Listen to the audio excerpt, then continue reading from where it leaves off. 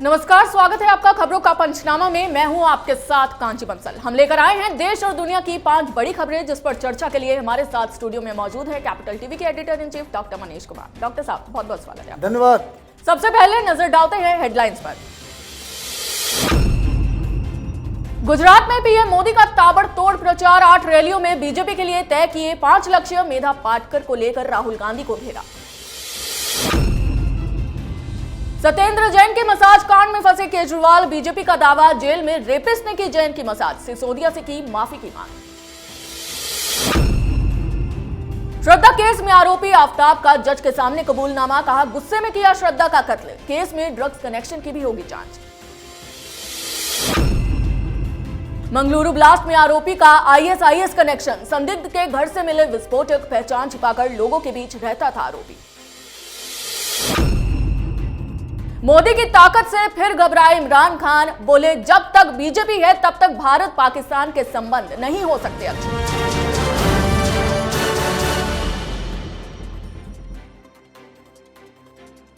तो खबरों की शुरुआत करते हैं आज की सबसे बड़ी खबर के साथ।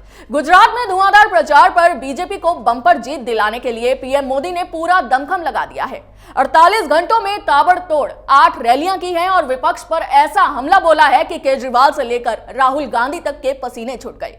इस दौरान पीएम मोदी ने बीजेपी के लिए मुख्य रूप से 5 लक्ष्य तय किए और सबसे पहले मेधा पाटकर को भारत जोड़ो यात्रा में शामिल करने पर राहुल गांधी को घेरा। डॉक्टर मनीष, मोदी का पावर पंच कितना रंग लाएगा? देखिए, आज प्रधानमंत्री मोदी रोजगार को लेकर बहुत बड़ी बात और बहुत बड़ा दावा उन्होंने किया है। 60 लाख रोजगार का उन्होंने टारगेट रखा है। और इस तरीके से जब मोदी सरकार के ऊपर रोजगार को लेकर के सवाल उठते हैं तो सरकार अपने हिसाब से किस तरीके से प्राइवेट सेक्टर हो या गवर्नमेंट सेक्टर हो या फिर इनफॉर्मल सेक्टर हो, फॉर्मल सेक्टर हो, किस तरीके से नौकरी की संख्या बढ़े, इस पे तो कार्यरत है ही। लेकिन इस तरह की योजना, इस तरह की बातें जब चुनाव से पहले होती हैं तो इसका मतलब साफ है कि ये प्रधानमंत्री के ध्यान में ज़रूर होगा कि गुजरात में चुनाव हो रहे हैं। राहुल गांधी आए और चले गए। सूरत में आज केजरीवाल की रैली, और बताया जा रहा है कि भाई केजरीवाल की रैली होती है, रोड शो करते हैं वो, तो मोदी मोदी की आवाज़ आती है, काले झंडे दिखाए जाते हैं। अब तो काले झंडे उन्हें दिल्ली में भी दिखाए जाने लग गए हैं। लेकिन एक फर्क जो इस चुनाव में गुजरात में नजर आ रहा है कि भारतीय जनता पार्टी ने अपनी सारी ताकत को झोंक दी है। आज कुल मिलाकर के 98 रैलियां, लीडर्स अलग अलग जगहों पे इन्होंने कार्यक्रम आज किए हैं। अब ये कारपेट बॉम्बिंग का जो प्रचार का जो तरीका है, इसे तो कांग्रेस पार्टी या आम आदमी पार्टी, हिंदुस्तान की कोई भी पार्टी इससे मुकाबला नहीं कर सकती जहां तक प्रचार की बात है। एक तरफ एमसीडी के भी चुनाव हैं, केजरीवाल उधर भी फंसे हुए हैं, और इधर गुजरात को लेकर के प्रधानमंत्री मोदी एक के बाद एक पंच लगाते चले जा रहे हैं। गुजरात अमित शाह और मोदी की जन्मभूमि और कर्मभूमि है। यहाँ तो पंच ऑब्वियसली बड़ा इफेक्टिव होगा। जी बिल्कुल, यानी कि बीजेपी की मेहनत अब विपक्ष के पसीने छुड़वा रही है। आगे बढ़ते हैं। केजरीवाल मनीष सिसोदिया, जो हाल ही में तिहाड़ जेल में सत्येंद्र जैन को मसाज देने वाले को फिजियोथेरेपिस्ट बता रहे थे, वो अब मुंह छिपाते फिर रहे हैं, क्योंकि उनके तथाकथित फिजियोथेरेपिस्ट पर रेपिस्ट होने के आरोप लग रहे हैं। दावा तो यह भी किया जा रहा है कि सत्येंद्र जैन को मसाज देने वाले का नाम रिंकू है और वो रेप के जुर्म में जेल में बंद है। डॉक्टर मनीष सिसोदिया जैसे फिजियोथेरेपिस्ट बता रहे थे, वो तो फिजियोथेरेपिस्ट निकला। देखिए, ये तो नटवर लाल है, किसी को कुछ भी बता सकता है। जिस दिन ये वीडियो आया था उस दिन ही हमने बताया था कि भाई ये तो साफ साफ दिख रहा है ये कोई फिजियोथेरेपिस्ट नहीं है। भला कोई फिजियोथेरेपिस्ट हाथ में एलमंड ऑयल लगा करके माथे की चंपी करता है क्या? केजरीवाल दरअसल अपने आप को दुनिया का सबसे अक्लमंद और जनता को बेवकूफ़ समझते हैं। इसलिए इस तरह की अनर्गल थ्योरीज वो जनता के सामने रख देते हैं और मीडिया को उन्होंने पैसे दे रखे हैं, कोई सवाल नहीं उठाएगा। भाई फिजियोथेरेपिस्ट तो किसी जगह से नहीं लग रहा था। फिजियोथेरेपिस्ट मरीज को उल्टा लिटा के पजामा ऊपर करके तेल की मालिश करता है क्या? अजीब कहानी है।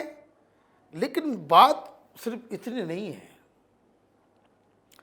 ये सत्येंद्र जैन को, उसको कुछ माने आदमी है कि क्या है ये? आपको मालिश भी करवाना है तो ये रिंकू पिंकू टिंकू पता नहीं जेल में किसे उठा लिया। कम से कम पता भी तो कर लिया होता भाई किस आरोप में वो जेल के अंदर है। वो व्यक्ति पॉस्को के केस में सजा याफ्ता क्रिमिनल है। पॉस्को एक्ट क्या होता है? पॉस्को एक्ट तब लगाया जाता है जब कोई भी अपराधी किसी नाबालिग बच्ची के साथ या लड़के के साथ रेप करता है। उससे मालिश करवा रहे हो? भगत सिंह की औलाद है ये। कट्टर ईमानदार बताने वाले खुद को अब चेहरा छुपाए घूम रहे हैं। इस तरह की जो बदमाशी ये आम आदमी पार्टी की तरफ से की जाती है और मीडिया उसका समर्थन। अब ये कह रहे हैं कि भाई बीजेपी आरोप लगा रही है कि वो रेपिस्ट है। अरे भाई बीजेपी आरोप लगा रही है, सजा याफ्ता क्रिमिनल है। फिजियोथेरेपिस्ट बना दिया जा रहा था कि बीजेपी का आरोप है कि फिजियोथेरेपिस्ट नहीं। तो ये सारी चीजें जो हो रही है, केजरीवाल वो उसको कहते हैं कि थोड़ा ज्यादा ओवर स्मार्ट और अपने आप को थोड़ा ज्यादा ही जज कर लिया है कि भाई मैं दुनिया का जो है सबसे अक्लमंद व्यक्ति हूं और मैं जो कहूंगा लोग उसको मान लेंगे। अच्छा हुआ ये हकीकत देश के सामने आ गया। जी, यानी कि जैसे केजरीवाल और मनीष सिसोदिया फिजियोथेरेपिस्ट बता रहे थे, उस पर रेपिस्ट होने के आरोप लग रहे हैं। अब इस सबकी जवाबदेही केजरीवाल की है कि उनकी पार्टी के उस शख्स से क्या संबंध है जो सत्येंद्र जैन की मसाज कर रहा था। आगे बढ़ते हैं और बात करते हैं श्रद्धा मामले की। आज वीडियो कॉन्फ्रेंसिंग के जरिए साकेत कोर्ट में आफ्ताब की पेशी हुई, जहां आफ्ताब ने कोर्ट में मर्डर की बात कबूल की है। जज से आफ्ताब ने कहा कि उसने उकसावे और गुस्से में श्रद्धा का मर्डर कर दिया। उसने ये भी कहा कि पुलिस को सब कुछ बता चुका हूं, अब घटना याद करने में मुश्किल आ रही है। पुलिस सूत्रों से ये खबर भी सामने आ रही है कि श्रद्धा और आफ्ताब का एक कॉमन फ्रेंड सामने आया है जो ड्रग्स बेचा करता था। डॉक्टर मनीष, अब तो ये ड्रग एंगल ले रहा है पूरा मामला। देखिए, ये जो दानव है आफ्ताब, ये कोर्ट में आज अपनी बातों से मुकर गया। जो बातें, जो थ्योरीज, किस तरह से आड़ी लाया, किस तरह से काटा, किस तरह से क्या हुआ, जो बातें इसने पुलिस को बताई, कोर्ट में जाकर के ये पलट गया। अब सीधा ये कह रहा है कि मुझे गुस्से में हो गया। लेकिन जिस वक्त हम ये रिकॉर्ड कर रहे हैं, ये हमारे पास जानकारी आई है कि इसकी जो पॉलीग्राफ टेस्ट, जिसको आप टेलीविज़न पे देखते होंगे, जो पूछा जाता है क्या था, बेहोशी की हालत में उससे सच उगलवाया जाता है, तो रोहिणी के एफएसएल लैब में इस वक्त उसका पॉलीग्राफ टेस्ट हो रहा है। और इसको डोज कर पाना, इसमें झूठ बचा ले जाना, ये बड़ा मुश्किल का काम है, क्योंकि आप अपने होश हवास में नहीं होते। साइकोलॉजिस्ट बाकायदा और जो तमाम जो टीम होती है वो आपसे सच उगलवाते हैं। तो इस वक्त वो पॉलीग्राफ टेस्ट चल रहा है, आज रात तक वो चलता रहेगा और उसके बाद क्या सच्चाई है वो पुलिस को मालूम चलेगा और ये एक सबूत के तौर पे कोर्ट में रखा जाएगा। रही बात ड्रग्स एंगल की, अभी बहुत सारे एंगल्स निकलेंगे। ये सारी चीज़ें समाज में जो हो रही, कोई पहली घटना नहीं है ये। जब से श्रद्धा का मामला आया है, देश में कई जगहों पे हिंदू लड़कियों के साथ इस तरह का बर्ताव, कहीं सूटकेस में तो कहीं कुछ, वो दुनिया के सामने आ रहा है। तो बहुत सारे अभी एंगल्स निकलने अभी बाकी हैं। जी, यानी कि पॉलीग्राफी टेस्ट के बाद अभी और बड़े खुलासे हो सकते हैं और ये केस ड्रग एंगल में भी बदल सकता है। आगे बढ़ते हैं। कर्नाटक के मंगलुरु शहर में 19 नवंबर की शाम को हुए ऑटो ब्लास्ट के मामले में पुलिस ने आरोपी की पहचान कर ली है। इस ब्लास्ट में ऑटो चालक पुरुषोत्तम के साथ साथ मोहम्मद शारिक नाम का युवक भी झुलस गया था।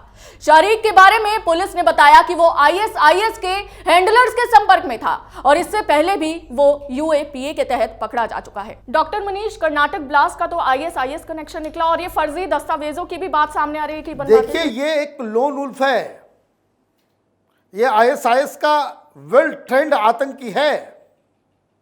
अब इसमें जो नया एंगल है, जो फर्जी सर्टिफिकेट की बात मीडिया छाप रही है, क्या है एंगल? ये जहां रहता था, ये अपना हिंदू आधार कार्ड, हिंदू नाम पे हिंदू बनके, और ये साजिश का एक तरीका देखिए। पकड़ा गया, मारा गया, आई कार्ड निकलेगा तो वो हिंदू निकलेगा। मंगलुरु में जो ब्लास्ट था वो तो ब्लास्ट हो गया, इधर मेन टारगेट तो ओवर ब्रिज को उड़ाना था। मैं बार बार शुरुआत से कह रहा हूं, जब से ये पीएफआई को बैन किया गया है, इसके गुर्गे इस फिराक में हैं कि देश में कैसे आग लगा दी जाए, और नई टेक्निक के साथ क्या आप बॉम्ब ब्लास्ट भी कर दो। और मीडिया में बैठे हुए दलाल पत्रकारों का जो सेकुलर लेफ्ट लिबरल कबाल, वो इसी शारिक को कहता कि देखियो हिंदू आतंकवाद है। कल यही शारिक किसी मस्जिद में जाकर के बॉम्ब ब्लास्ट कर दे और इसका आधार, इसका सब कुछ पकड़ा जाए तो लोग क्या कहेंगे कि हिंदू आतंकी हो गए। और उसको हवा देने वाले लोग, ये दिल्ली में ये जो दलाल पत्रकारों का जो जत्था है वो चालू हो गया होता, तो ये बहुत बड़ी साजिश का खुलासा हुआ है हिंदुओं को बदनाम करने। और जो लिटरेचर वगैरह जो मिल रहा है इसके पास से, ये साफ साफ कह रहा है कि हिंदुस्तान ये रहने लायक जगह नहीं है, ये जो डेमोक्रेसी और यहां पे सब कुछ है वो बेकार है। यहां तभी आज़ादी मिलेगी जब यहां पे शरिया का कानून लागू होगा। तो दूसरी आज़ादी की लड़ाई की बात जो करते हैं वो समझ लीजिए, ये सब एक ही थाली के चट्टे बट्टे हैं। नाम हिंदू रखने से नहीं होता, कर्म जो है वही इंपॉर्टेंट है। एक बहुत बड़ा खुलासा आज हुआ है कि किस तरह से हिंदुओं को बदनाम करने की साजिश में जुटे हुए हैं ये जिहादी। जी, आगे बढ़ते हैं और नजर डालते हैं आज की आखिरी बड़ी खबर पर। पाकिस्तान के पूर्व प्रधानमंत्री इमरान खान एक बार फिर से अपने बयान से पलट गए हैं। कल तक जो इमरान खान भारत की विदेश नीति की तारीफ करते सुनाई दे रहे थे, अब उनको भारत में खामियां नजर आने लगी हैं। इमरान ने कहा है कि वो भारत से संबंध अच्छे चाहते हैं, ये पाकिस्तान की जरूरत है, लेकिन ये तब तक मुमकिन नहीं होगा जब तक भारत में बीजेपी की सरकार रहेगी। इमरान ने इस दौरान जम्मू कश्मीर का भी जिक्र किया और कहा कि जम्मू कश्मीर पर भारत का रुख मुख्य रोड़ा होगा। डॉक्टर मनीष, पीएम मोदी पर इमरान के इस बयान को कैसे देखा जाए? देखिए, आज सर्टिफिकेट मिल गया। जब दुश्मन ये कहे कि भाई पाकिस्तान के साथ हिंदुस्तान का रवैया ठीक नहीं है, तो ये तो एक सर्टिफिकेट मिल गया कि भाई पाकिस्तान को हमने कहीं का नहीं छोड़ा। तो मोदी सरकार के 56 इंच का जो सर्टिफिकेट है वो इमरान खान ने दे दिया। ये जो लोग ये सवाल उठाते थे कि भाई पाकिस्तान के साथ तो आप ही गए थे नवाज शरीफ से मिलने, तो नवाज शरीफ के बाद जो प्रधानमंत्री बना वो बोल रहा है कि भाई ये तो रिश्ता सुधारना ही नहीं चाहता, यह हम लोगों को पूरी दुनिया में बदनाम और बर्बाद करने पे तुला हुआ है। तो इसका मतलब ये है कि जब दुश्मन के मुंह से ऐसी बातें निकले तो ये समझिए कि ये सरकार किस हिसाब से चल रही होगी। अब इसका दूसरा एंगल भी है। दूसरा एंगल ये है कि इमरान खान ने तो मोदी की तारीफ कर दी कि बड़ा इंडिपेंडेंट और बड़ा ही हिम्मत वाला फैसला लेते हैं मोदी। तो ये इमरान खान जो है, ये जो लेफ्ट लिबरल कबाल जो हिंदुस्तान के अंदर में ही जो कांग्रेसी इकोसिस्टम, ये दलाल पत्रकारों का जत्था, ये इनका बडी है, बडी। जब ये नेतागिरी में था लेकिन प्रधानमंत्री नहीं था, आप देखिएगा हर चैनल के कॉन्क्लेव में, तो बड़े बड़े प्रोग्राम में, इंटरव्यूज़ में ये इमरान खान की शिरकत। कोई भी हिंदुस्तान में मैच हो रहा है, ये हो रहा है, और बाकायदा इनका मतलब हिंदुस्तान में इनकी बहुत अच्छी जान पहचान पकड़ है। वो कहता भी है अपने भाषण में कि मोदी तो अलग आदमी है। दिल्ली में जिन लोगों को मैं जानता हूं वो तो बिल्कुल मोदी को लाइक नहीं करते, वो खुद बताता है। तो यहां से इन लोगों ने कहा हुआ कि भाई ऐसा है, ये तुमने क्या कर दिया, ये तुमने क्या कर दिया, मोदी तो ऐसे हीरो हो जाएंगे, इस पर रिट्रैक्ट करना जरूरी है। ये व्यक्ति वो है जिसे पत्र लिखकर, ईमेल करके, व्हाट्सएप करके ये दिल्ली के पत्रकार भेजते कि आज आरएसएस को गाली दे दो, तो वहां से आरएसएस को गाली दे देता है। मजेदार बात यह है कि उसको अभी तक आरएसएस के बारे में एबीसीडी नहीं मालूम है, आरएसएस का फुल फॉर्म भी नहीं मालूम है, लेकिन यही तो अमन की आशा चलती है देश के अंदर। ये पाकिस्तान परस्त पत्रकार, पॉलिटिशियन, बड़े बड़े सोशल एक्टिविस्ट, ये चीन और पाकिस्तान के पैसे पे पलने वाले एनजीओ वाले, ये वामपंथी, ये टुकड़े टुकड़े गैंग, ये सब मिले हुए हैं। और इसलिए जब कल इसने मोदी की तारीफ की तो लगता है कि यहाँ से फोन गया हुआ कि ये क्या कर दिया, आज थोड़ा पलटी मार दो। तो आज वो पलट गए, लेकिन पलटी भी मारा ऐसा जिससे ये सर्टिफिकेट मिल गया कि मोदी पाकिस्तान के खिलाफ बहुत ज़्यादा टफ फैसले ले रहे हैं। जी, यानी कि पाकिस्तान में बैठे पूर्व प्रधानमंत्री ने भारत में विपक्ष की बोलती बंद कर दी। राइट। बहुत बहुत धन्यवाद तमाम जानकारी के लिए धन्यवाद डॉक्टर मनीष। ऐसे ही हर खबर से अपडेट रहने के लिए और एनालिटिकल खबरों के लिए देखते रहिए कैपिटल टीवी। अगर आपको हमारा ये वीडियो पसंद आया हो तो इसे लाइक करें, शेयर करें और कैपिटल टीवी को सब्सक्राइब करना बिल्कुल ना भूलें। जय हिंद।